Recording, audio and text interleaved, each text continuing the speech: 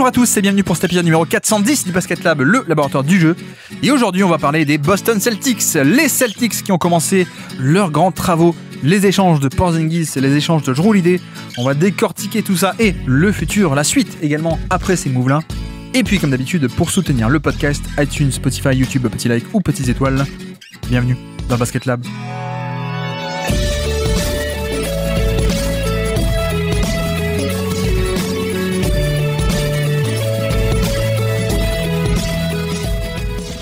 Les échanges des Boston Celtics. On se retrouve aujourd'hui pour discuter de ces trades qui ont été faits en quelques heures à peine d'écart. Donc l'échange de Jrue Holiday, puis l'échange de Kristaps Porzingis. Et donc allons-y sans plus tarder. Bon, c'est quand même des trades qui, on peut le dire, étaient des trades assez attendus. Je sais qu'il y a un peu la blessure de Tatum qui est arrivée pendant les playoffs, mais c'est pas que ça qui a été le facteur motivant pour ces échanges. Ce sont des échanges qu'on attendait depuis pas mal de mois. Il y avait un côté un peu inévitable, je pense, avec notamment le cas de Jrue Holiday, peut-être un peu moins Porzingis, mais on a vu que, en fait, si, vu l'année qu'il a fait, on va en parler. Mais c'est vrai qu'il y avait un côté inévitable pour plusieurs facteurs sur le fait que cette équipe soit éliminée au deuxième tour à cause de la blessure de Tatum, ou même si elle avait fini champion, je pense qu'on aurait eu des gros mouvements, notamment parce que, allons-y directement, quelle est la motivation de ces échanges? La motivation est très clairement financière. Voilà, ça c'est assez trivial, bien sûr. Si vous suivez un peu de près la NBA, vous le savez. Mais il y a un côté où c'est pas du tout pour sportivement. D'ailleurs, les échanges, les contreparties, c'est pas des meilleurs joueurs qui ont été obtenus pour se rapprocher d'un niveau de candidat au titre ou de gros favoris au titre. Non, c'est des moves financiers pour plusieurs raisons. Mais c'est vrai que, bon, en un sens, pour moi, je le répète, mais la blessure de Tatum peut parfois un peu servir, non pas d'arme qui cache la forêt, mais de bien bonne excuse, quoi. De dire, ouais, mais c'est parce que, en fait, Boston, l'effectif était très cher. Or, avec Tatum qui sera pas là en 2026, finalement, les propriétaires se disent, non, on n'a plus envie de payer la taxe si on n'est pas contender. En l'occurrence, vraiment, j'insiste, je pense que c'est pas le cas. Je pense que ça apporte une dimension différente dans quel va être ton objectif dans les trades que tu fais, parce que t'es plus obligé d'être dans une urgence de compétitivité l'an prochain. Donc peut-être que les contreparties que tu vas chercher ou accepter peuvent être un peu plus moyen terme ou long terme que si Tatum avait été là. Mais clairement, pour moi, Tatum n'est pas le truc de base. Le truc de base, c'est que on a un effectif qui coûtait cher, très très cher. On a aussi des règles financières qui ont été mises, le nouveau CBA, le nouvel accord entre les propriétaires et les joueurs qui a été signé, merci CJ McCollum, mais les fameuses, le nouveau CBA qui est quand même très punitif vis-à-vis de plein d'aspects. Boston étant dans ce qu'on appelle le fameux second apron, donc il y a une première limite à 154 millions à peu près de masse salariale autorisée. Il y a la luxury tax, il y a le premier apron qui est une première limite en mode à partir de là, si tu augmentes, tu as certaines punitions. Et puis, tu as le deuxième apron, vous le savez aussi, qui est encore plus punitif, parce que, c'est pour éviter qu'on dépense à tout va. Faut le dire aussi, normalement, on peut dépasser le cap, mais plus tu dépasses le cap, plus tu vas payer de taxes. Voilà, c'est comme ça, c'est un système redistributif, c'est-à-dire que les propriétaires qui payent la luxury tax sur la masse salariale, c'est de l'argent qui part sur les autres propriétaires qui, eux, ne la payent pas. Voilà, c'est un peu comme ça, mais ce qui est surtout important à retenir, c'est que tu as le droit de dépasser le salary cap, tu as le droit de dépasser, donc l'an prochain, il est projeté à 154, je crois, précisément. Théoriquement, tu as le droit de le dépasser. Pas n'importe comment, pas en signant un free agent de nulle part alors que t'es déjà à 154. Non, mais en prolongeant tes propres joueurs, en prenant des trades ou des salaires un peu plus élevés parfois, etc., en draftant des joueurs ou ce genre de choses. D'accord, mais plus tu vas le faire, plus tu vas dépasser le cap, plus en fait tu vas être taxé. Donc c'est là aussi il faut bien commencer par ça, je pense, mais il y a une différence entre ce qu'on pourrait appeler les dollars sportifs et les dollars réels qui sortent littéralement de la poche du propriétaire, des propriétaires ou des milliardaires qui possèdent ces franchises. C'est que oui, sportivement c'est excellentissime de jouer avec une masse salariale de 200 plutôt que 150. Évidemment, parce que ça veut dire que si tu arrives à le dépasser intelligemment le cap, ok, tu payes des taxes, mais sportivement, dans ce référentiel sportivement, ça veut dire que tu es en compétition avec d'autres équipes, mais toi, en ayant plus de ressources. Donc, plus tu vas dépasser le cap, mieux c'est sportivement. Après, le problème, c'est qu'il y a aussi, en dehors de ces dollars sportifs, il y a les dollars réels et que, en fait, en vérité, alors je dis n'importe quoi, je sais pas exactement ce que c'est, mais on va dire que plus tu avances, plus $1 donc dans le salary cap, tu vas être taxé dessus et ce dollar sportivement, tu vas le payer en réel et en taxes 4, 5, $6 quoi. Donc vous voyez que ça explose assez vite, on va donner les chiffres d'ailleurs, mais voilà, il y avait un aspect où premièrement l'effectif coûtait cher. Deuxièmement, il y a aussi les restrictions du second apron qui n'existaient pas il y a 2-3 ans, mais nouveau CBA, second apron, c'est pas pareil. C'est pas pareil qu'à l'époque, il y a 2-3 ans, où tu pouvais dépasser autant que tu voulais, payer autant de taxes que tu voulais. Hein, ça, c'était un élément. Les taxes étaient déjà là. Et donc, tu pouvais ne pas vouloir payer les taxes, hein, les fameux dollars réels qu'on a expliqués. Mais voilà, il y avait des propriétaires qui étaient enclins à payer ça. Et donc, c'était porte ouverte. T'avais pas de restrictions supplémentaires. Là, c'est vrai que l'apparition du second apron fait que, même pour les gens qui seraient en mode non, mais ok, nous on paye, la taxe, ça nous fait pas peur, on paye, maintenant, ces gens-là, ils ne peuvent plus, puisqu'il y a des punitions sportives qui viennent se rajouter. Donc, même le plus dépensier ne peut pas le faire aussi librement qu'avant. Plus ce qu'on appelle la repeater tax, donc la taxe de répétition, qui, voilà, pareil, c'est de plus en plus cher. Plus le côté où, si tu restes trop longtemps dans le second apron, comme Boston, tu peux finir par perdre ton choix de draft ou des restrictions comme ça. Donc, c'est quand même assez embêtant. Donc, on a cet élément-là. Le fait aussi qu'on a des nouveaux propriétaires. Je pense que c'est pas anodin. On sait que l'ancien propriétaire, voilà, c'est peut-être aussi pour ça qu'il a voulu vendre à ce moment-là, juste après le titre où effectivement l'effectif coûtait cher, mais ça a été utile, un effectif qui coûte cher parce que tu as pu aller jusqu'au titre en 2024, mais la franchise a été mise en vente derrière.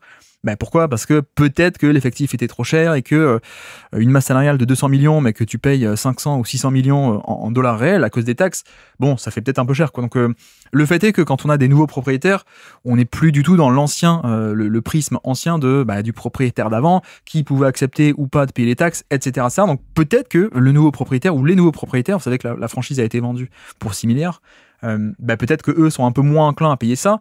Surtout, en effet, peut-être que maintenant que Tatum est blessé, peut-être que c'est encore plus une motivation supplémentaire pour les nouveaux propriétaires de dire non, mais en plus si Tatum n'est pas là, faisons les moves maintenant.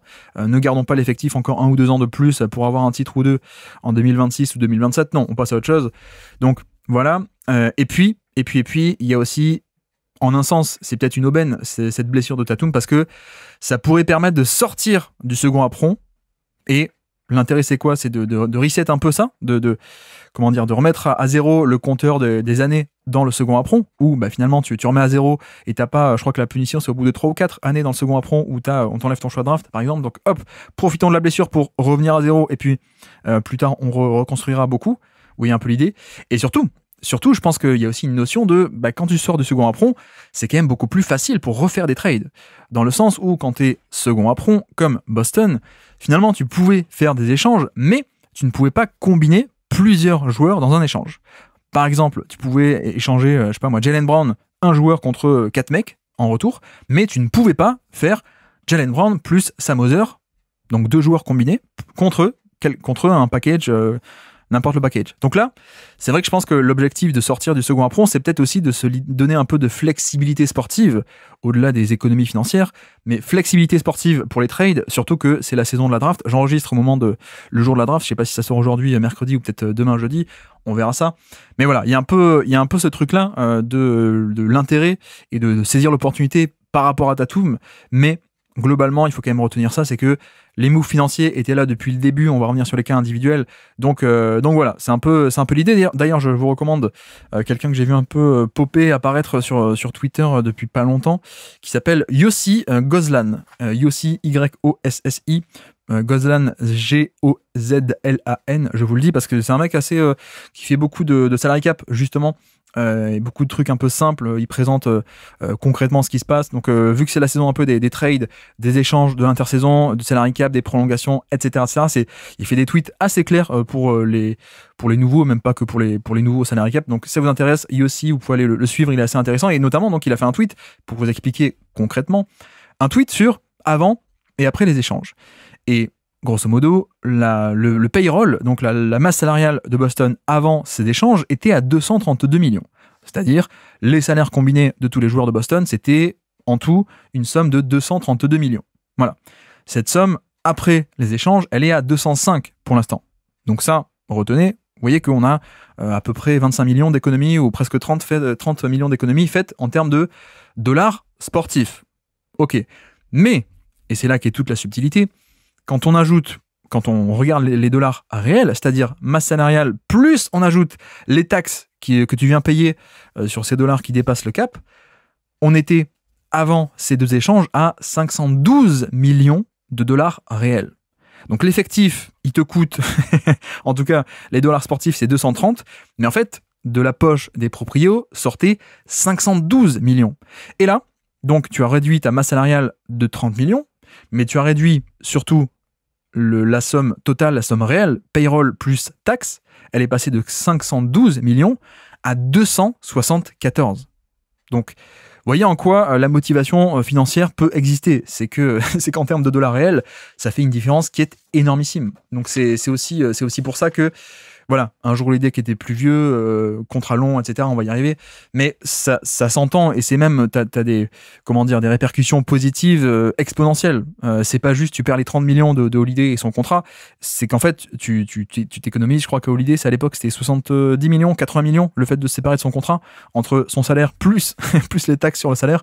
Enfin bref, il y a quand même un truc assez énorme et surtout donc on a dit après ces deux échanges, non pas jour l'idée mais jour l'idée plus Porzingis, donc désormais, Boston est désormais, ça y est, sous le second apron. Le second apron qui, d'après le graphique de Yossi, genre on va lui faire confiance, qui est à 207 millions. Donc 207, et on a dit que Boston actuellement était à 205. Donc ça y est, Boston est redescendu en dessous du second apron. C'était l'objectif. Je pense qu'il y a d'autres objectifs qui sont peut-être carrément de repasser sous la limite de la luxury tax pour rien payer du tout, plutôt que payer moins, mais carrément rien payer du tout. On verra ça. Est-ce que Jaylen Brown ne pourrait pas lui aussi carrément sauter pour descendre encore plus au niveau salaire et taxes, éventuellement sous la luxury tax ou même juste sous le second apron, sous le premier apron, puisque là ils sont premier apron, ils sont descendus du deuxième, mais ils sont toujours premier apron, donc il y a certaines limitations, mais pas aussi sévères qu'avant. Mais donc, ce qu'il y a à retenir, c'est que ça y est, nous sommes mercredi 25 juin, Boston peut officiellement faire des échanges avec plusieurs joueurs dans un package. Et c'est pas rien. Voilà, c'est pas rien du tout, parce que saison de la draft, je pense qu'on peut s'attendre à des mouvements aujourd'hui ou demain. On verra ça. Pour vous dire aussi quel est un peu l'état du roster actuellement, 205 millions, on a dit. On a Tatum qui est à 54. Voilà, star superstar qui a un max 54. Brown 53. Donc on a quand même plus de 100 millions avec ces deux joueurs uniquement. Derrick White 27. Anthony Simons 27. Sam Hauser est à 10. George Niang qui est arrivé 8. Et puis Peyton Pritchard 7. Et je vous compte pas tous les petits contrats des Baylor chez Herman, je crois, chez Herman.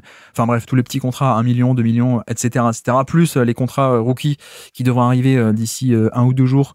Mais c'est des trucs, comme c'est le 28e pick, je crois que c'est à 1 million ou 2 millions à peine, donc c'est pas grand chose. Mais voilà à peu près la tête du roster actuellement. Tatum et Brown, plus de 50. Derrick White et Simmons qui sont autour des 27, 30, un peu moins de 30. Sam Hauser 10, George Niang 8. Qui est en fin de contrat, et Peyton Pritchard qui est à 7 avec un contrat magnifique, lui, qui a signé avant d'exploser, qui est encore sous contrat 2-3 ans, je crois, avec 7 millions l'année, c'est un peu ridicule, mais donc tant mieux pour Boston. Bref, donc voilà la situation actuelle. On a réussi à descendre sous le second apron, qui était la motivation principale. Le trade de Jrue Holiday. Allons-y. Jrue Holiday part à Portland, donc Portland reçoit Jrue, et Boston reçoit Anthony Simons, que régulièrement j'appelle Penny, vous avez compris pourquoi, mais Penny Simmons, et 2 seconds tours de draft. Le truc c'est quoi? C'est que Jrue Holiday est extrêmement valuable. Jrue Holiday, bref, vous connaissez un peu le refrain, surtout à Boston, c'est une perte sportive qui est assez énormissime, mais le problème, c'est que Jrue Holiday avait signé son contrat, le contrat actuel, il l'avait signé à l'époque de Milwaukee, c'est-à-dire à l'époque où il était encore un porteur de balle quasiment principal. Bon, il y avait Giannis à côté qui était le go-to-guy, plus de ballons, etc., mais c'est encore une époque où il était sur un rôle majeur de l'attaque, un créateur. Donc, il avait signé ce gros contrat à l'époque et il est encore sur ce gros contrat. Or, actuellement, on a un Jrue Holiday de 37 ans qui a encore 3 ans de contrat à plus de 36 millions l'année, donc c'est quand même pas rien. Et en fait, Boston, actuellement, payait Jrue Holiday extrêmement cher. Il le payait comme un vrai porteur de balle à haut volume, mais pour jouer comme un connecteur. Donc, sportivement, c'était absolument fantastique parce que c'est un des meilleurs connecteurs de NBA, un des meilleurs, on va dire, role-player de NBA qui avait un très faible volume de création, mais qui fait la liaison entre le créateur et le finisseur de l'action, la défense, évidemment. Enfin bref, sportivement, il était génial. Mais c'est vrai que, dans les faits, tu le payais très cher. Et je pense que Boston ne regrette absolument pas d'avoir tenté le pari. Mais c'est vrai qu'il y a bien un moment où tu peux t'en séparer, c'est maintenant, avant qu'il soit trop vieux, avant que la rentabilité du contrat soit à ce point mauvaise, ou avant que personne ne veuille le prendre. Il y a ça aussi. Là, c'est vrai qu'on est peut-être un des derniers moments, sans doute, où des équipes pouvaient être intéressées parce que, voilà, 37 ans, il n'a pas encore totalement chuté en termes de niveau de jeu, vu son âge. Donc voilà, je pense que c'est un peu ça l'idée, c'est qu'on avait un joueur génial, mais sous un contrat qui ne correspondait pas parce que un contrat signé à l'époque où il avait un autre statut. Et évidemment, c'est une perte défensive qui est assez énorme. C'est vrai que les gens parlent beaucoup, notamment du fait que oui, c'est un défenseur on-ball qui est génial, etc. Oui, c'est vrai, il n'y a pas de... Enfin, ça c'est assez trivial, mais je pense que la perte défensive, elle va au-delà du simple fait que oui, c'est un bon défenseur au point d'attaque, sur des meneurs, sur des arrières, sur des ailiers même.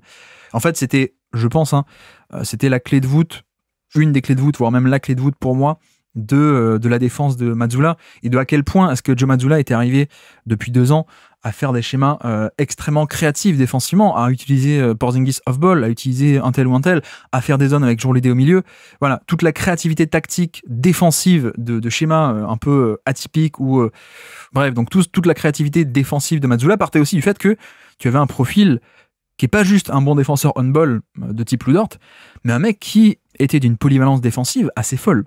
Comme dit, la fameuse zone où il joue au milieu, il peut défendre sur des pivots. À l'époque, il y a 2 ans, je crois, au début d'année dernière, il défendait un peu Joel Embiid en match-up principal. Enfin, c'était... Voilà, ça, tu le perds. Et est-ce que tu peux le retrouver? Je ne pense pas. C'était un peu une aubaine d'ailleurs. Quand tu t'étais séparé de Smart, 2 semaines après, un peu plus peut-être, mais 1 mois après, tu avais retrouvé Holiday. Donc tu avais retrouvé un peu ce profil quasiment unique d'un arrière qui a cette polyvalence défensive. Là, c'est vrai que tu perds ça directement dans cet échange. D'accord. Après, c'est vrai que de l'autre côté, Anfernee Simons, moi, c'est quelqu'un que j'aime bien. J'avoue que j'aime pas mal. Le premier avantage étant que, bien entendu, il est payé moins cher. Donc ça, pour Boston, c'était cool. Mais je dois dire que sur Simons, je suis un peu au-dessus de la moyenne. C'est marrant parce qu'à l'époque, j'étais un peu en dessous. À l'époque où il explose un peu en 2022, et je trouvais qu'il y avait un peu emballement sur son cas. Mais j'avoue que je trouve qu'il est un peu sous-estimé depuis. Alors aussi parce qu'il joue dans un Portland qui est pas hyper impressionnant. Mais c'est vrai que c'est premièrement un des meilleurs shooters de NBA, assez clairement. Alors peut-être pas zone Luke Kennard, Desmond Bane, mais honnêtement, en termes de shooting pur, on est sur quelqu'un qui, je dirais, est top 10, top 15 assez facilement, clairement. Donc le shoot à 3 points est pas juste bon ou pas juste très bon. Je trouve qu'on a vraiment affaire à un shooter d'ultra élite, et notamment plus tu vas l'utiliser à côté de Tatum, de Derrick White ou de stars comme ça, plus tu vas pouvoir le mettre aussi en off-ball, et donc pas juste des pull-ups qui font descendre son efficacité. Voilà, en termes de catch and shoot, c'est quand même assez génial. Donc un des meilleurs shooters de NBA, première chose à noter. D'ailleurs, efficacité et volume, ça qui est cool aussi, c'est que c'est pas juste le shooter efficace mais à petit volume, c'est un mec qui, s'il faut, il peut les prendre les 7, 8, 9, 3 points dans le match. Donc ça, c'est très très bien, évidemment, par rapport à Boston qui aime beaucoup avoir du spacing, vous le savez. Donc, premier élément. Deuxièmement, c'est aussi quelqu'un que j'aime bien parce que le développement du drive et du passing vient de plus en plus, je trouve, depuis 2 ans. Là où, au contraire, quand tout le monde s'emballe en 2022, où il fait une bonne saison à côté de Lillard, mais une saison un peu pour rien, c'est vrai qu'à l'époque, c'était surtout pull-up. C'était surtout shoot, etc., etc. C'est vrai que depuis 2 ans, je trouve qu'on a un peu plus diversité du profil et pas que ce côté scoreur de pull-up de micro-ondes. Et le drive se développe. C'est un mec qui est assez vif pour le coup, et le dribble est pas mal du tout. Il peut aller au panier, bon, pas à volonté, mais un peu plus qu'avant. Et puis le passing aussi. Je trouve que cette année, sous Chauncey Billups, avec le bon spacing qu'on a vu sur la deuxième partie de saison, on voit que de plus en plus, c'est pas la folie, mais il y a au moins des basiques, quoi, des bons basiques même, je dirais, en termes de pick and roll, de lecture, de création. Donc c'est pas génial, mais c'est quand même ça. Donc ça, c'est pas mal. Je trouve aussi que la défense peut ne pas être catastrophique. Alors, ça dépend des fois. Si vous prenez les plus mauvais passages de Portland depuis 2 ans, il va pas être impressionnant. Ce qu'on a vu tout de même, c'est que là, sur la deuxième partie de saison, en jouant avec Chauncey Billups, c'est une bonne défense de Portland, voire même une très bonne défense de Portland par moment. En plus, le fait qu'il a une bonne taille, c'est pas le mec qui fait 6-0, 6 pieds de haut et pas plus, quoi. C'est un mec qui fait 6-4, 6-5, un truc comme ça. Enfin bref, je trouve qu'il a les outils pour être un défenseur correct. Je dis pas qu'il va remplacer défensivement la valeur de Jrue Holiday, évidemment pas, mais c'est pas l'objectif. Je pense qu'il y a un aspect de shoot, de création offensive qui est quand même très sympa. La défense peut être assez potable, et en plus, on peut dire aussi, Voilà, la défense, peut-être que tu peux aller la chercher et la trouver ailleurs. Et notamment, quand je dis ailleurs, c'est aussi moins cher. On peut donner des noms, mais on voit que par exemple, sur le marché, on a Ayo Dosunmu qui est à Chicago, qui est un 3&D, qui est pas un 3&D qui est pas un défenseur de niveau Holiday, mais qui coûte 8 millions l'année, quoi. Ou 7,5, je sais plus, même un truc comme ça. On peut parler de Lonzo Ball aussi, d'ailleurs, à Chicago. Voilà. Je pense que tu peux arriver à trouver de la défense et des défenseurs pour beaucoup moins cher. Donc, c'est aussi l'intérêt de ce trade. Et c'est pour ça que j'avoue que j'aime pas mal parce que, et sans doute, je suis un peu au-dessus de la moyenne sur cet échange parce que j'aime bien plus que la moyenne, la valeur sportive d'Anfernee Simons, surtout si tu le mets offensivement à côté d'autres créateurs un peu plus majeurs. Parce qu'on n'a pas trop eu côté Portland depuis 2-3 ans. Donc voilà, et puis surtout, pour moi, l'intérêt principal de ce trade, c'est que Anfernee Simons est jeune, 25 ans je crois, ou 26, et il est en fin de contrat. Et en fait, l'objectif pour moi de cet échange, c'est un peu le modèle que doit suivre Boston pour regagner, pour recommencer à gagner dès, non pas 26, mais en 27. Mais le fait est que là, tu rajoutes Anfernee Simons à ton effectif, et donc tu récupères aussi ses droits. Et donc quel est un peu l'avantage et quel est un peu l'intérêt de ça, c'est que si tu le souhaites, l'an prochain, ou même en cours d'année, je sais pas exactement, les détails on s'en fiche un peu, mais grosso modo, tu récupères un joueur, et donc quand tu vas le prolonger, vu que tu as ses droits, s'il reste chez toi pendant quelques temps, eh ben, tu pourras le prolonger en dépassant le salary cap. Donc c'est-à-dire qu'il y a sans doute un effet pour moi actuellement où peut-être que Boston va vouloir un peu dégraisser complètement cette année, profiter de la blessure de Tatum pour complètement dégraisser, pas juste un peu, mais complètement. Reset au niveau du second apron, reset au niveau de la repeater tax, etc., etc. Et en fait, dès l'été prochain, quand Tatum va revenir, recommencer à se blinder. Et là, c'est vrai que l'échange de Simons, c'est aussi sympa pour ça. Là, tu vas redescendre au niveau salary cap, mais l'été prochain, ou dans quelques mois, tu vas pouvoir redépasser ce salary cap, notamment via la prolongation de Anfernee Simons. Donc soit pour ensuite le garder, soit pour, tu redépasses le cap, donc comme ça, tu te crées une cartouche pour un trade et tu rééchanges ensuite Anfernee Simons par la suite. Mais vous voyez un peu l'idée, quoi. L'idée et le modèle, à mon avis, le modèle à suivre, c'est un peu celui-ci. Pour moi, c'est vraiment ça l'intérêt principal de ce trade, en plus de la valeur sportive. Et d'ailleurs, on peut le dire aussi, on a aussi le fait que, très simplement, hein, si c'est une catastrophe absolue, ce qui peut arriver, hein, mais voilà, c'est un mec en fin de contrat. Ce serait extrêmement dommage en termes de rétention de valeur, qui est un peu the name of the game, hein, rétention de valeur par rapport à ça. Ce serait dommage, mais si c'est une catastrophe, bah, tu le laisses partir. Il est en fin de contrat. Donc voilà. Mais ce qu'on peut dire aussi, c'est qu'il est éligible, il va être éligible pour Boston, éligible pendant 6 mois à une prolongation de contrat de 100 millions sur 3 ans, à peu près. Donc, autour des 30 millions, un peu plus de 30 millions par an. À voir est-ce que Boston déclenche ça et dépasse le cap maintenant. Est-ce qu'ils vont vouloir un peu attendre et pourquoi pas renégocier un peu à la baisse. Enfin, en tout cas, il est éligible jusqu'à, au maximum, 104 millions sur 3 ans. Peut-être qu'il pourra re-signer pour un peu moins. Donc ça, c'est à voir. Mais voilà, la façon de reconstruire très vite, c'est de faire une espèce de rebond. On dégraisse, puis on rebondit complètement en redépassant le cap via des prolongations de jeunes ou de joueurs qu'on aura obtenus sur les échanges. Donc voilà. Côté Portland désormais, finissons rapidement cet échange. Que va-t-on faire de Jrue Holiday ? Va-t-on le garder ou va-t-on le revendre, notamment en pièces détachées, pour se refaire un peu des assets ? C'est vrai que ce qu'on peut dire, c'est que autant pour Boston, ça commence à devenir non pas problématique, mais un peu embêtant, ou en tout cas un peu cher, le fait d'avoir un connecteur comme Jrue Holiday payé comme un porteur de balle, ça, c'est évident. Le fait est qu'à Portland, il y a aussi moins d'enjeux sportifs. C'est pas une équipe qui est candidat au titre comme Boston en 24, en 25, ou ils auraient pu l'être en 26 avec Tatum. Donc, moins d'enjeux sportifs veut dire aussi, je trouve, moins de besoin d'optimiser complètement et sans détour le salary cap. Évidemment, hein, quand t'es candidat au titre, tu peux pas te permettre de faire des erreurs, d'avoir un joueur un peu trop payé, ce qui t'empêche de te renforcer par ailleurs, etc., etc. T'as besoin d'optimiser complètement ton cap. Là, c'est vrai que Portland, ayant moins d'enjeux, tu peux quand même te permettre un peu plus ce genre de largesse, parce que c'est pas grave. S'il est un peu trop payé, c'est pas grave, parce qu'il peut t'apporter d'autres choses par ailleurs. Donc voilà, le côté expérience, le côté niveau de jeu, hein, très simplement, le côté défense aussi. On a vu que Billups aime bien, mine de rien, avoir cette assise défensive. Donc c'est pour ça que je trouve qu'il y a une différence entre à Boston ou à Portland, où finalement, dans le contexte de Portland, et vu l'état du cycle de Portland, où est-ce qu'ils en sont, les enjeux, les velléités, etc., c'est peut-être un peu moins grave de, entre guillemets, surpayer un Jrue Holiday. D'autant que d'ailleurs, peut-être qu'il ne sera pas tant surpayé que ça, puisque peut-être que tu vas recommencer à lui filer plein de ballons. À Boston, il n'y avait pas besoin, il y avait déjà plein de porteurs de balles, plein de créateurs, mais peut-être que Portland le récupère aussi en mode, t'étais à 10% d'usage, on va te refaire passer à 21, 22, 25, voilà, beaucoup de ballons, vu qu'on n'a pas non plus, on a fait partir un des seuls porteurs de balles de qualité qu'on avait, Simmons, peut-être que Jrue Holiday, en plus, va retrouver un peu ce genre de volume d'utilisation, et donc, finalement, un salaire un peu plus en adéquation avec son utilisation et son niveau.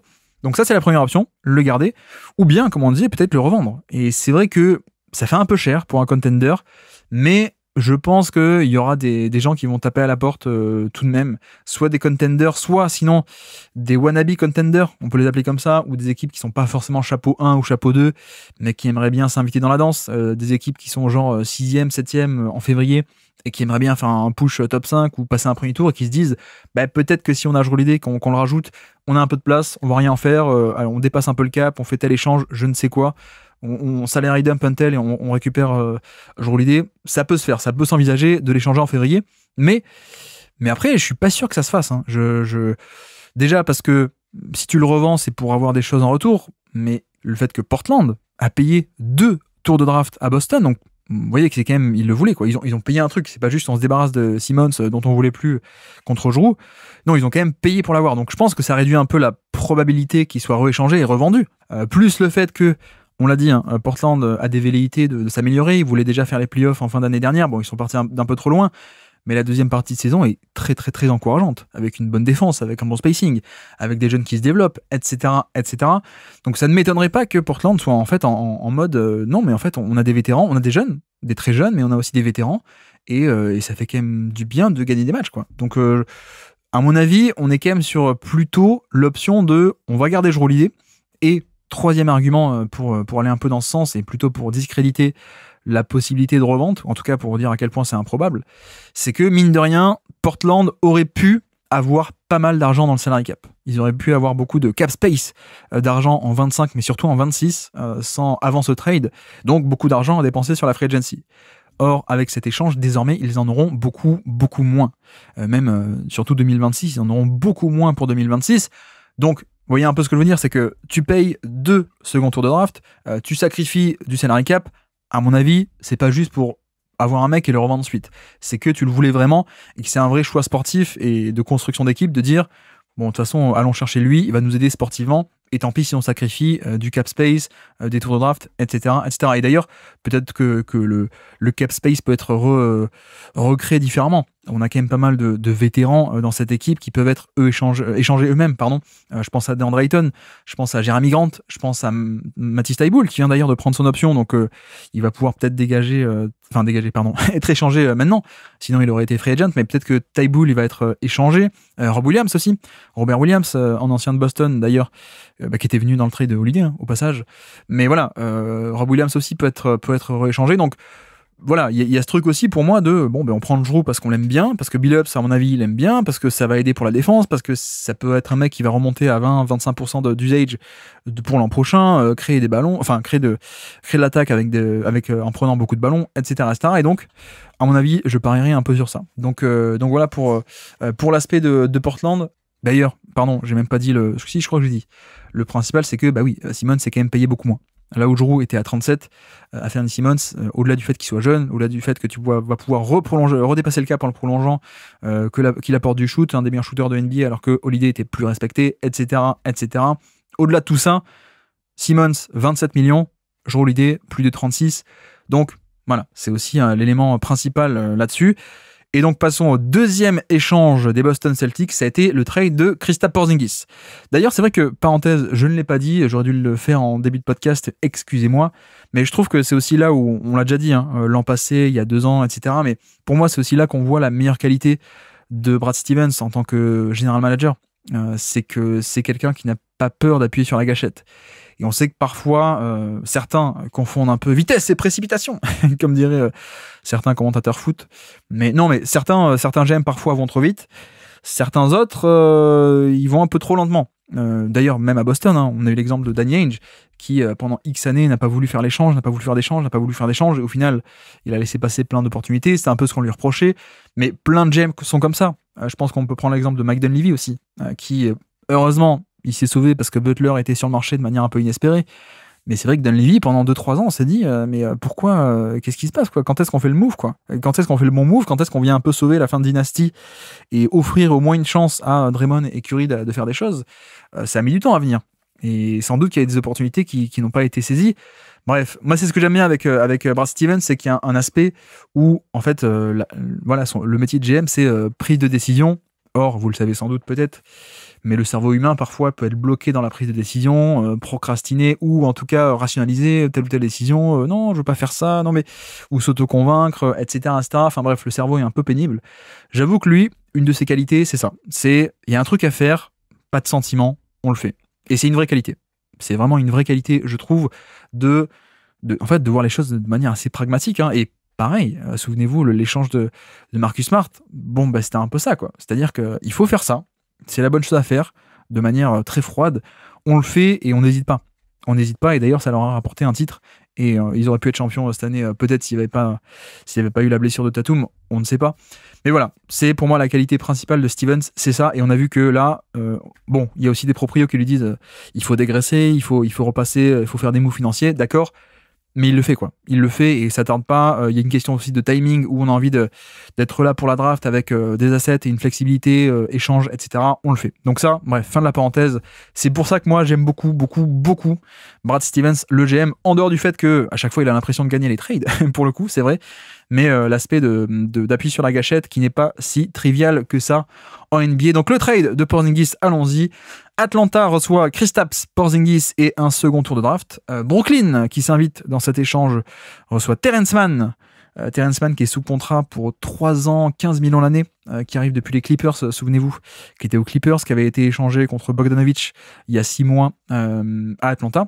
Moi, je pensais que c'était bien défensivement pour le backcourt, mais il a été échangé à Brooklyn. C'est Brooklyn qui le récupère en compagnie du 22e pick de la draft 2025, donc celle-là. Donc Brooklyn reçoit contre rien un Terrence Mann et un pick du premier tour, donc c'est assez cool. Et Boston reçoit George Niang plus un second tour de draft. Donc, on parlait de Brad Stevens. Le fait qu'il appuie sur la gâchette, c'est très bien, il n'hésite pas, c'est très bien. Et surtout, on disait aussi, il y a le fait que Brad Stevens avait l'air de gagner tous les échanges qu'il faisait depuis 2-3 ans, ou depuis qu'il est GM, je sais plus depuis quand, c'est quoi, 2021 j'ai un doute, oui, 2021 je crois. Bref. Le truc, c'est que là, c'est peut-être la première fois que je suis un peu déçu d'un trade de Brad Stevens, je dois dire. Et en même temps, c'est un peu, je le dis un peu à moitié en rigolant parce que en fait c'est juste qu'il n'y a pas eu de magie cette fois-ci. On blague souvent à quel point est-ce que ça a récupéré à l'époque Malcolm Brogdon contre Nesmith qui était personne, donc la valeur était un peu ridicule. Nesmith et Daniel Tice, et il récupère Brogdon qui est un titulaire en puissance à Indiana. Enfin bref, il gagne tous les trades, il récupère un Porzingis contre Marcus Smart ou des trucs comme ça. T'avais l'impression qu'il gagnait tous les échanges qu'il faisait et que même parfois par magie, il arrivait à... Tu dis, mais comment est-ce que les équipes peuvent accepter ça, quoi? Comment est-ce qu'il fait pour convaincre l'équipe d'en face de s'en sortir avec un tel package? Là, c'est peut-être la première fois où je me dis, waouh, on n'a pas un bonus inattendu, on n'a pas la magie Brad Stevens. Et bon, bref, je le dis un peu pour rigoler, mine de rien, c'est pas totalement sérieux parce que, en effet, au final, Boston s'en sort pas si mal que ça, même plutôt bien, je trouve, en un sens. Expliquons, on a Porzingis qui avait une cote sportive, une cote à l'Argus sur le marché qui était pas si bonne que ça. Pour une raison qui est évidente, hein, c'est quelqu'un qui était déjà sujet aux blessures depuis pas mal de saisons et d'années en carrière. Mais en plus, cette année, il avait aussi sa maladie virale un peu bizarre et non identifiée, qui l'a fait manquer pas mal de matchs. On ne sait pas quel est un peu son statut. Même sur les playoffs, il n'a pas autant joué qu'on aurait pu penser. Donc bref, tout ceci est pour dire que oui, la valeur était peut-être pas ouf, donc au final Boston ça ne leur coûte pas grand chose de s'en séparer et c'est peut-être déjà en soi une victoire. Mais cela dit, pour apporter 2-3 nuances peut-être, j'ai tout de même l'impression qu'une autre équipe avec le même joueur aurait pu arriver à gratter, en attendant peut-être, arriver à gratter peut-être une valeur un peu positive plutôt que là où on était sur une valeur négative ou pas loin et on n'a rien concédé, rien de trop gros en tout cas. Mais peut-être qu'une autre équipe aurait pu obtenir un peu plus pour Porzingis qui sort tout de même de hors maladie. On a bien vu que c'était quand même un atout sportif qui était quand même assez excellent, c'est-à-dire un poste 5 qui shoot, qui est un des meilleurs protecteurs de panier de NBA parce qu'il est déployé tactiquement en off-ball et pas juste défendre le pivot, mais déployé off-ball, il peut protéger le panier de manière excellentissime. Enfin bref, je pense que au sortir de ces 2 années à Boston, la valeur, voilà, on a quand même un meilleur avis sportivement de Porzingis comparé à ce qu'il avait pu faire à Washington ou la fin à Dallas, etc., etc. Le problème, c'est que c'est pas une autre équipe, c'est Boston. Et Boston, il y avait premièrement la question de la taxe, on l'a déjà dit, donc urgence un peu de ce côté-là, plus également, je pense, urgence d'un point de vue timing. Pas que la taxe, mais par rapport à la draft, par rapport à vouloir sortir le plus vite possible du second apron, et ainsi de suite, ce qui fait que, en effet, dans ce contexte-là, sans doute que Boston n'avait pas forcément beaucoup de poids, ils n'avaient pas le leverage dans les négociations, et que voilà, quand t'as un peu urgent de te faire le trade, tu peux pas attendre, le laisser sur le marché, attendre les offres, attendre février, qu'une équipe se dise allez, je vais chercher Porzingis et je suis prêt à concéder un premier tour de draft ou un petit jeune ou des seconds tours de draft même. Non, t'as pas eu ce luxe-là, donc en effet, vu que il fallait l'échanger à court terme et que la valeur court terme t'était un peu bloquée et que la valeur était donc négative sur du court terme, c'est quand même pas si mal. C'est pas si mal de pas sacrifier tant que ça, je trouve, pour Boston. Donc voilà, au final, t'as quand même un bilan où tu aurais pu, potentiellement, il y a un monde où tu aurais dû payer pour te séparer des deux et pour redescendre en termes de taxes et de cap. Au final, t'as dû le faire que pour un seul. C'est quand même pas si mal que ça, je trouve. Tu récupères George Niang qui, au pire du pire, en tout cas à court terme, il peut te mettre des 3 points et être un peu ce genre de role player à 15-20 minutes. On l'a déjà vu aux Cavs, il jouait 10, 15, 20 minutes, je crois, selon les cas. Donc voilà, un joueur de banc dans une équipe d'élite, George Niang, il peut le faire parce que le shoot est à ce point intéressant. Après, l'intérêt principal, c'est aussi que George Niang est un contrat finissant. Donc ça, pour le coup, autant je pense que Simmons, le but, c'est pas totalement... Ça peut, si c'est un scénario kata, ils peuvent le laisser partir, ou s'ils sont pas satisfaits, ils le laissent partir. Mais je pense que Simmons n'est pas vu comme un contrat finissant, parce que à cette somme-là, comme on l'a expliqué, t'as tout intérêt à le prolonger pour dépasser le cap, le rééchanger ou le garder, etc., etc. Là, George Niang, je le vois plutôt, moi, perso, comme un contrat un peu finissant. Donc c'est bien de se séparer, d'arriver à se séparer du contrat de Porzingis pour ça. Et, mine de rien, il faut quand même le dire, George Niang, c'est 8 millions. Porzingis, c'est quand même beaucoup plus. Donc, dans l'opération, il s'est passé aussi une autre chose. C'est quoi? C'est que Boston récupère dans cette manœuvre, vu que Terrence Mann ne vient pas chez eux, Terrence Mann et ses 15 millions. À l'inverse, Boston reçoit et a créé ce qu'on appelle une trade exception. C'est-à-dire qu'ils ont désormais une exception de 22 millions qui a été créé parce que l'échange a été un peu trop déséquilibré. Enfin bref, on s'en fiche un peu des détails là-dessus. C'est pas très intéressant, mais grosso modo, Boston a un chèque de 22 millions et dans le futur, s'ils veulent, ils peuvent dire bah tiens, on va aller chercher tel joueur qui est payé 18 millions ou 20 millions et prenez notre trade exception et voilà. Et t'as pas besoin de sacrifier un autre joueur de ton effectif. Tu peux équilibrer les salaires de cette manière. Donc c'est l'intérêt de la trade exception et c'est aussi l'intérêt de descendre et de sortir du second apron, puisque quand tu étais dans le second apron, tu ne pouvais pas utiliser de trade exception. Je crois, d'après ce que j'ai lu, il y a une mini trade exception qui avait été aussi créée de à peine 5 millions par rapport au trade de Jrue Holiday, mais Boston, avant l'échange de Porzingis, étant encore dans le second apron, cette trade exception ne pouvait pas être utilisée. Voilà. Là, le fait est qu'en descendant, ça y est, tu peux enfin utiliser cette trade exception pour, je crois, 1 an. Je crois que c'est un peu ça la limite, et c'est quand même génial. C'est quand même génial, vous voyez que le modèle est assez simple et assez clair à suivre. Tatum va être absent, mais l'an prochain, il va revenir. Tu vas peut-être prolonger à Fernie Simmons si ça marche, ou le rééchanger, ou faire un sign and trade l'été prochain, ou je ne sais quoi, puisque tu n'es plus dans le second apron. Tu peux recommencer aussi à faire des sign and trade, c'est quand même bien. Tu as encore Derrick White, plus donc l'été prochain, ou même avant, donc au niveau de fin juin 2025, tu pourras faire une trade exception et te renforcer sans que ça te coûte rien en termes de joueurs, mais aller chercher un joueur à gros salaire que tu vas pouvoir ajouter à l'effectif pour 2026. Donc, vous voyez que c'est quand même plutôt pas mal du tout, ce côté trade exception et de sortir des aprons. Bref, donc voici pour le trade de Porzingis, et donc maintenant, on peut se poser la question, que sera ou y aura-t-il un prochain move côté Boston? Et s'il y en a un, lequel peut-il être?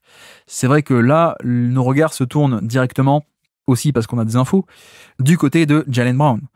Parce que Jaylen Brown, c'est vrai qu'il y a un aspect où il est payé très cher pour encore 4 ans, 53 millions, 57, 61 et 64, donc c'est quand même assez cher.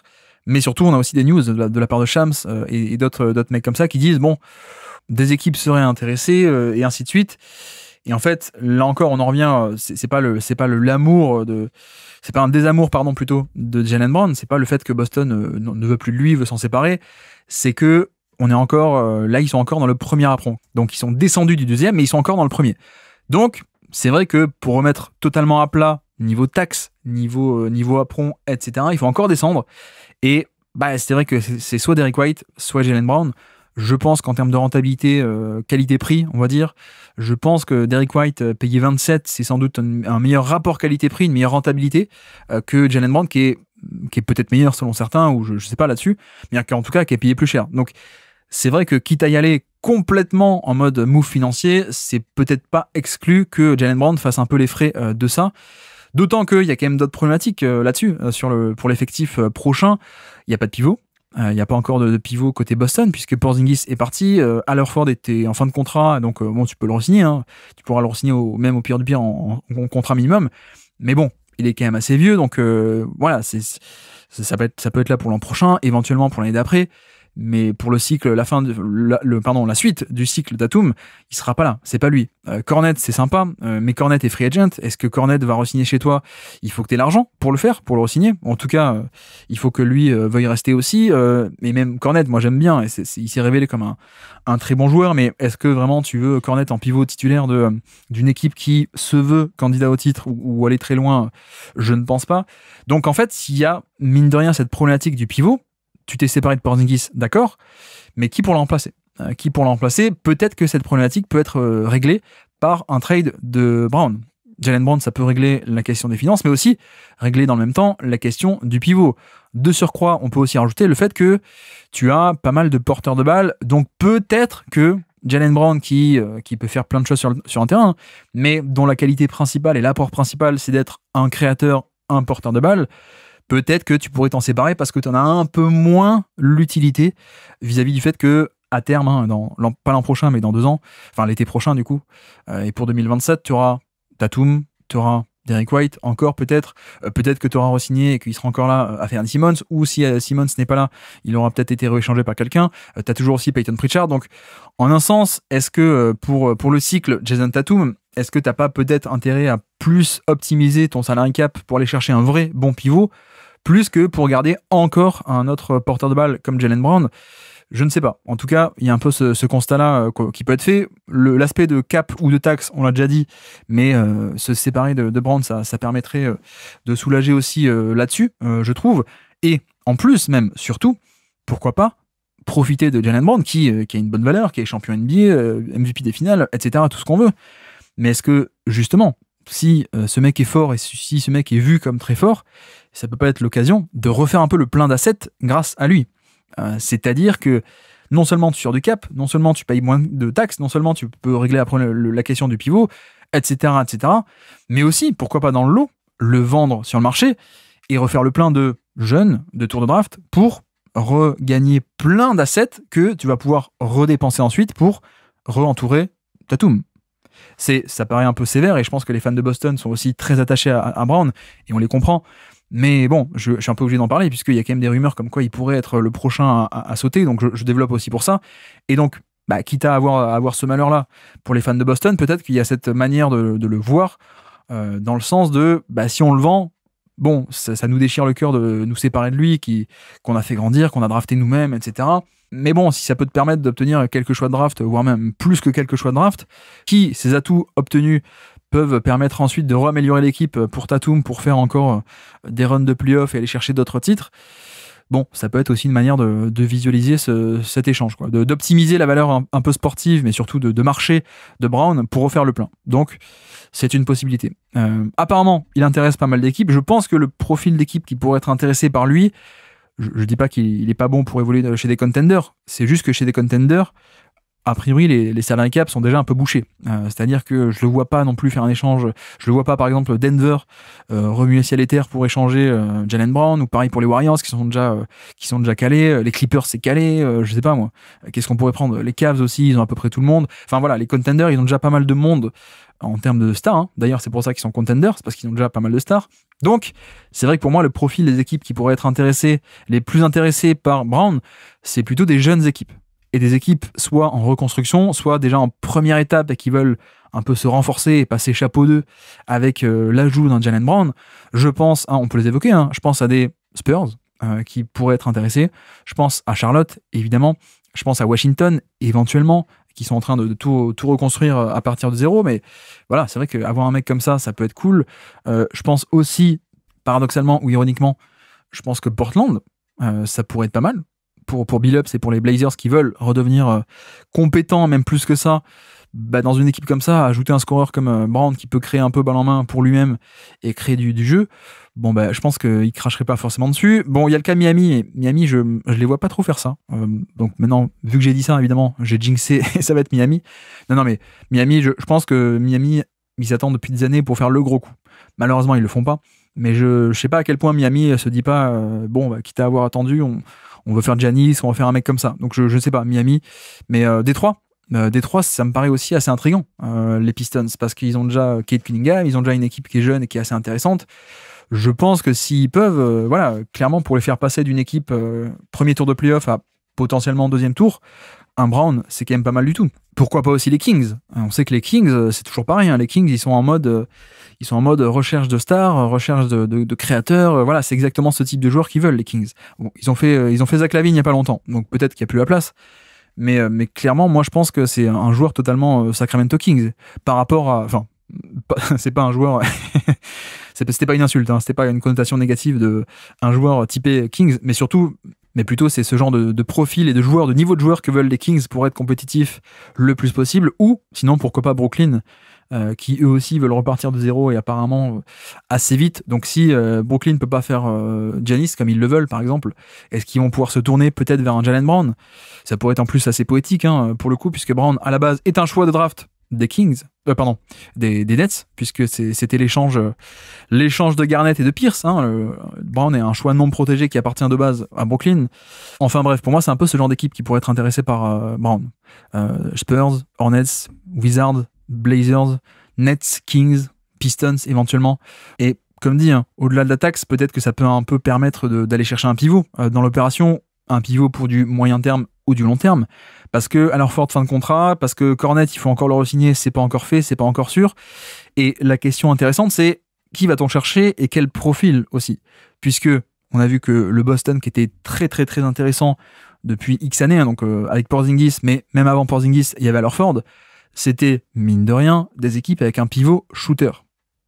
Et ce spacing absolu fait aussi intégralement partie de l'identité de Boston. C'est un peu ce qu'ils veulent faire en termes de rentabilité, en termes de tactique. Voilà, tout ceci part aussi du fait que tu as Porzingis et avant, tu avais Al-Horford qui était en pivot et qui pouvait éloigner le protecteur de panier adverse ou en tout cas conférer cet espace dans lequel tu peux driver, faire des passes, etc., etc. Donc au final, la question du pivot, elle est pas si simple que ça. Mais par exemple, je pense à Nick Claxton. Claxton, c'est vrai que, bon, je dois confesser, vous le savez peut-être, mais je suis plus haut que la moyenne, moi, sur Claxton, beaucoup plus que beaucoup de monde. Pour moi, c'est un pivot titulaire NBA de bon niveau, voire même très bon niveau. Le problème, c'est quoi? C'est que Claxton, ça, il l'a pas. Le côté shoot, il l'a pas. Ce serait génial parce que il est pas payé si cher que ça, je trouve. 20 millions, 25 millions, je crois, sur encore un contrat long, 4 ans. Donc, tu t'échanges Brown qui est sous contrat 4 ans et en plus, tu obtiens aussi un contrat assez long. Donc, ça, c'est cool. Et en plus, il est très très bon en switch, il est très très bon en défense, je trouve. Donc c'est, voilà, pour la philosophie de switch défensive de Mazzulla et de Boston, ça peut être cool, mais il n'y a pas le shoot. Il n'y a pas le shoot à 3 points, donc est-ce qu'on est prêt à faire ce sacrifice ou est-ce qu'on veut absolument... Non, il faut qu'on retrouve un mec qui a du shoot. Ça complique un peu la donnée du problème là-dessus. Je pense à un mec comme DeAndre Ayton aussi, qui est sur le marché, que j'aime bien, que j'ai pas mal aimé à l'époque des Suns, côté saison 2020-21, 22, 23, ça commençait à être un peu plus compliqué, mais c'était quand même assez bien. Et bon, Ayton, il faut le voir comme c'est pas un mec de post-up. En tout cas, quand il est utilisé comme un mec de post-up, c'est un peu nul. Mais la version un peu des Suns, qui était défenseur et finisseur ultime, c'était quand même assez cool. Donc, Ayton, moi, c'est vrai que franchement, c'est pas si mal que ça, Ayton. Le problème, c'est quoi? C'est que Ayton, il a un pick and pop, mais à 2 points. Ayton, il a pas le pick and pop à 3 points. Et comme on avait dit à la draft, à l'époque, j'en avais parlé dans mes vidéos scouting, etc. Mais il y a un aspect avec le shoot de Ayton qui est assez peu rassurant parce qu'en fait, la trajectoire de tir étant très très plate, au final, je pense pas que la portée de tir à 3 points soit un jour puisse aller aussi loin. Le fait est que trajectoire de tir très plate fait que tu as moins de marge d'erreur, etc., etc. Donc bref, le jump shot pour l'instant est pas 3 points pour Ayton. Alors s'il vient, c'est tant mieux et c'est très cool. Ou peut-être même qu'on peut juste se dire, bon, on se contente de ce genre de spacing à 2 points ou même un peu à 3 points, mais pas top. Mais voilà, c'est pas Porzingis, quoi. C'est pas Porzingis, et c'est même pas le Al Horford de la deuxième moitié des 2010, qui était un vrai shooter à 3 points depuis le poste de pivot, quoi.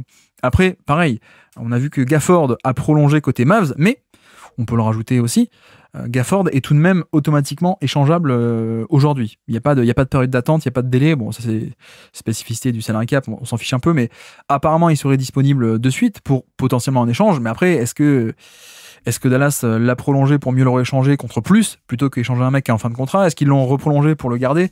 Je ne sais pas, mais voilà. Gafford, c'est pareil, ou en tout cas ce type de profil à la Gafford, bon, il n'y a pas le shoot. Jakob Poeltl non plus.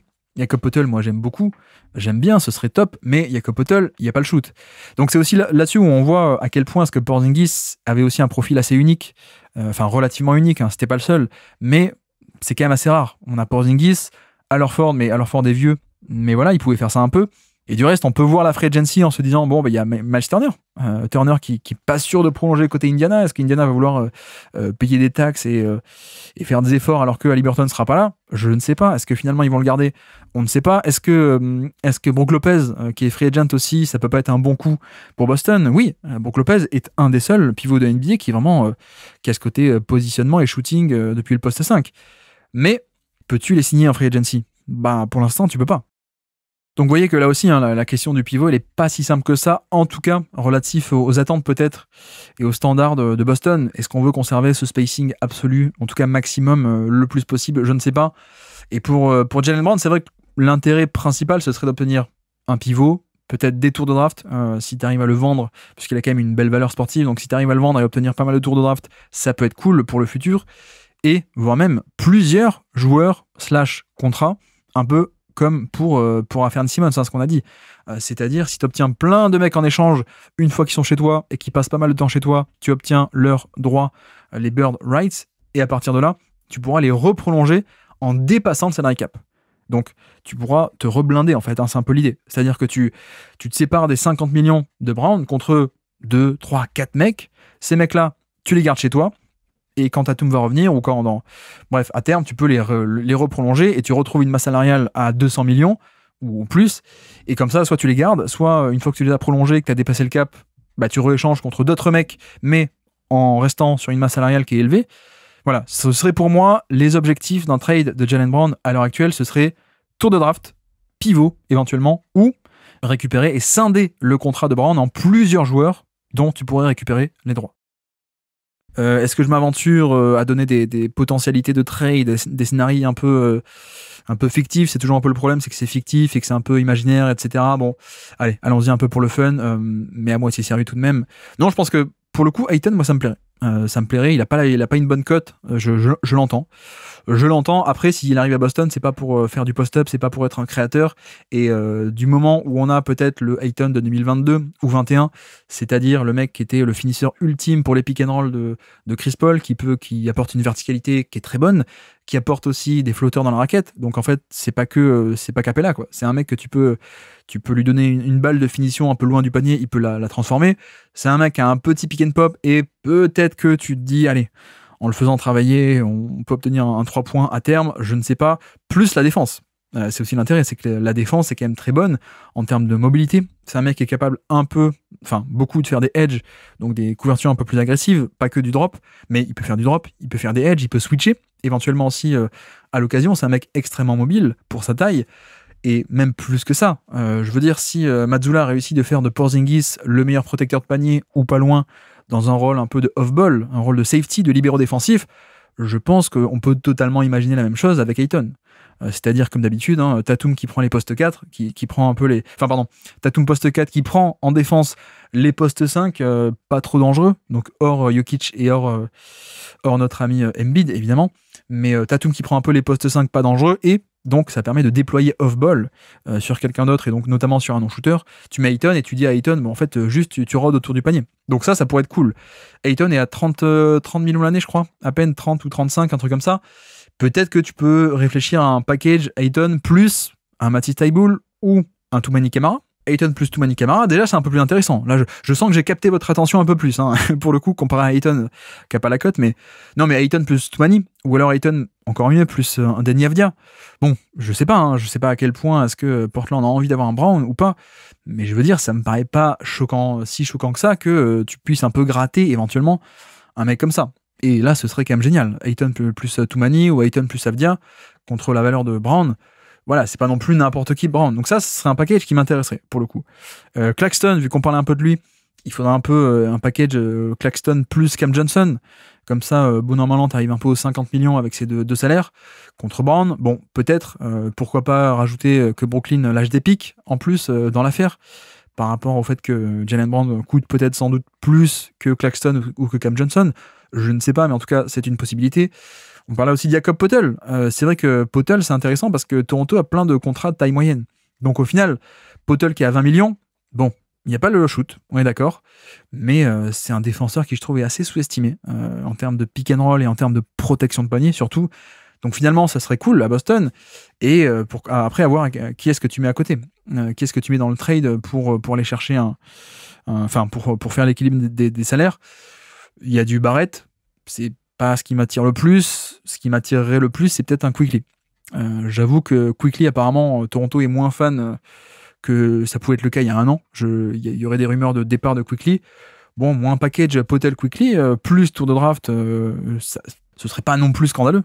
Mais voilà, après le problème, c'est que Quickley, ça fait quand même redondance par rapport à Fernie Simmons. Mais comme dit, peut-être que tu peux ensuite eux-mêmes les rééchanger l'un et l'autre.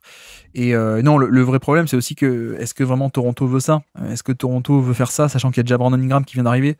Je ne sais pas. Côté Spurs, le truc idéal, ce serait du Vassell.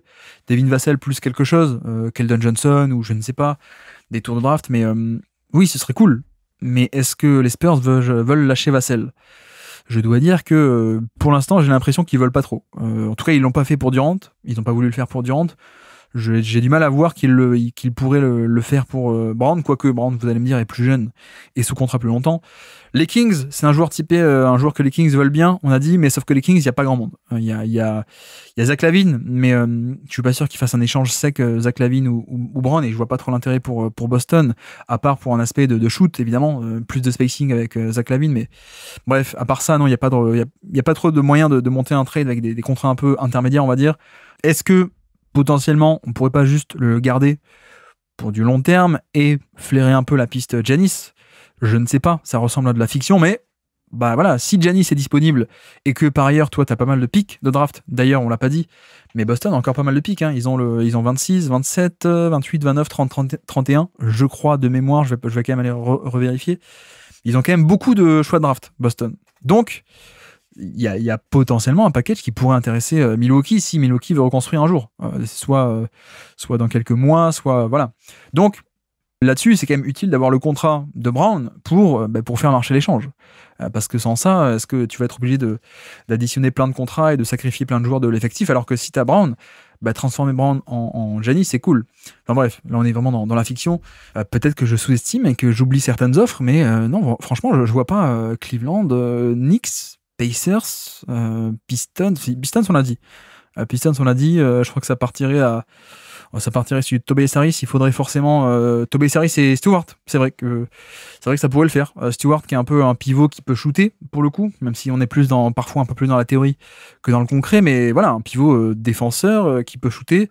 Un truc autour de Tobias Harris plus Stewart plus éventuellement Détroit, faudrait mettre des pics en plus dans l'affaire.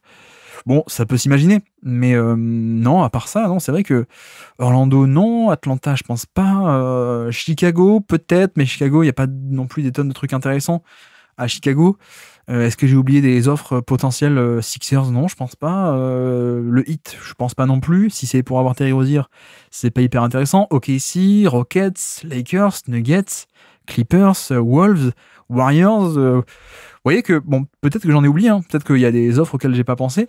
Mais principalement, à mon avis, ça peut se diriger vers ce genre d'équipe. Ou alors d'ailleurs, je l'ai pas dit, soit du Markkanen, éventuellement Markkanen qui est quand même payé cher, quoi. Donc je suis pas sûr que ça vaille le coup, Markkanen. Ça permettrait de retrouver un peu le côté big qui shoot, mais l'intérêt de Porzingis ou de Al Horford, c'est qu'il shootait et il défendait aussi. Je suis pas sûr que, même, à peu près sûr, que Markkanen ne peut pas assurer la défense de la protection de panier comme les autres. Ou alors Zion. Zion et Williamson, est-ce qu'il est disponible? Je ne sais pas. Bref, passons là-dessus. On verra s'il y a un trade de Brown ou pas. Mais non, si on n'a pas un trade de Brown, et si tout de même Boston veut aller jusqu'au bout en termes de descendre sur le cap, sur la masse salariale, etc., sur les taxes aussi, ça peut se faire par d'autres moyens, mais des moyens un peu plus embêtants. C'est-à-dire que ça devrait passer par se séparer de à la fois Hauser et Peyton Pritchard. Pourquoi? Parce que Sam Hauser est à 10 millions, Pritchard est à 7 ou 8 millions pour encore 3 ans. Or, s'ils veulent vraiment passer en dessous du premier apron et de la luxury tax, etc., je crois que c'est entre 15 et 20 millions qu'il faut sacrifier. Donc voilà, vous voyez aussi pourquoi est-ce qu'un trade de Jaylen Brown paraît peut-être un peu plus un déchirement d'un point de vue pour les fans de Boston, mais de l'autre côté, c'est le plus facile, hein, forcément. Plus ton salaire est gros, plus quand tu t'en sépares, la flexibilité est facile à obtenir. Donc ouais, je ne sais pas où tout ça nous mènera. Je ne sais pas si mon podcast est déjà obsolète, parce que au moment où j'enregistre, le trade de Brown est en train d'être fait, ou est-ce qu'il se fera ce soir durant la draft, je ne sais pas, mais tout ceci sera à surveiller. Bref, finissons rapidement par Atlanta, en 2 mots. Donc ils obtiennent Porzingis. Question évidemment de la blessure, de la santé. Enfin, pas que la blessure, parce que c'est une maladie virale, on ne sait pas ce que c'est non plus. Mais la question de la disponibilité est évidemment là. C'est assez trivial là encore est-ce qu'il va jouer? Parce que sur le feed sportif, ça peut être cool, mais est-ce qu'il va jouer? On verra ça. Ce qui est intéressant, cela dit, c'est l'aspect de protection de panier. Je pense que Quinn Snyder pourrait éventuellement le déployer off-ball, un peu comme Mazzulla. Donc en plus, ça s'est rendu possible par le fait que Jalen Johnson, qui va revenir, qui est le poste 4, est quand même très très costaud, lui aussi, même beaucoup plus que Tatum. Donc il y a un peu ce truc où tu te dis, dans l'idée, et même idéalement, on a un peu Jalen Johnson qui prend les pivots adverses, et donc ça permet un peu de libérer Porzingis off-ball, en termes de balayage off-ball, libéraux défensifs qui rôdent autour du panier, etc. Donc ça, c'est très cool. Plus le spacing aussi. Je pense que c'est pas non plus une menace de pick and roll pour rouler au panier qui est si bonne que ça pour notre ami Trae Young qui comme tout bon joueur de pick and roll aime bien avoir un partenaire qui peut plonger au panier. Il y a pas ça, mais c'est du pick and pop, et plus que ça, c'est aussi du spacing. C'est-à-dire que il peut aussi juste ne pas être impliqué dans l'action et dans les écrans.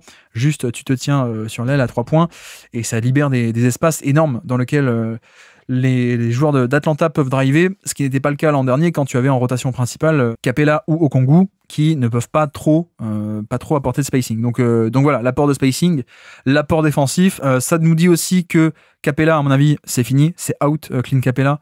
Il était free agent et on n'était pas sûr, c'était pas sûr qu'il re-signe, mais là c'est à peu près sûr qu'il ne va pas re-signer, je pense. Donc Capella, à voir, est-ce qu'il peut pas aller au minimum, d'ailleurs pourquoi pas à Boston, signer un petit contrat à Boston ou signer un petit contrat aux Lakers, à voir. Mais je pense que lui, pour le coup, on est peut-être sur un mec un peu plus candidat à la mid-level, peut-être je suis sévère, mais vu son historique de blessures récent, ça m'étonnerait pas. Donc Capella, c'est fini pour Atlanta à mon avis. Et de l'autre côté, il faut dire aussi que nos amis d'Atlanta peuvent prolonger Porzingis dès maintenant. Et plutôt sur ce qu'on appelle un friendly deal, donc un deal plutôt avantageux pour la franchise, parce que tu peux le prolonger maintenant, t'as pas besoin d'attendre la free agency, tu le prolonges un peu en interne.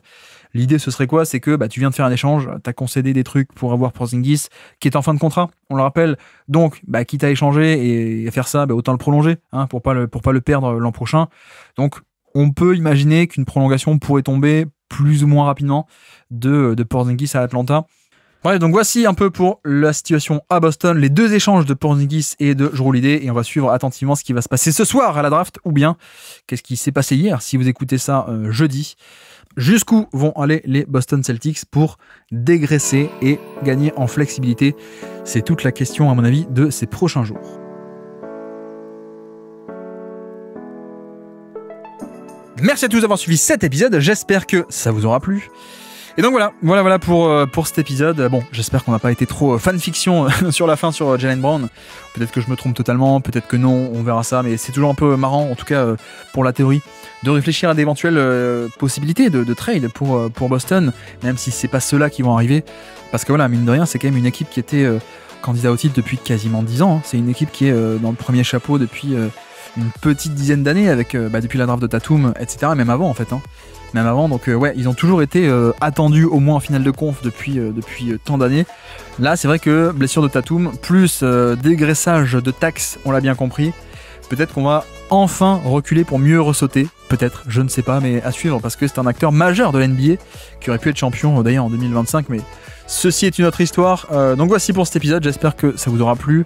Et donc on se retrouve, je ne sais pas quand. Bah tiens, aussi d'ailleurs, je rappelle ce soir, bilan de la saison du Basket Lab plus FAQ. On va se le faire un peu en mode chill sur Twitch. Donc si ça vous dit de passer pour poser des questions, pour dire qu'est-ce qu'il faut faire de plus, de mieux, de différent sur le Basket Lab, n'hésitez pas. Et puis peut-être qu'on on fera des trades aussi ce soir. C'est largement possible qu'on s'amuse un peu avec la trade machine. Donc voilà. Et niveau podcast sur ce flux ici, eh bien je ne sais pas. On va se laisser porter par l'actu, vous le savez. Et donc sur ce, je vous remercie une nouvelle fois de m'avoir écouté jusqu'au bout. Un grand merci pour votre soutien et moi je vous dis à très bientôt. Ciao.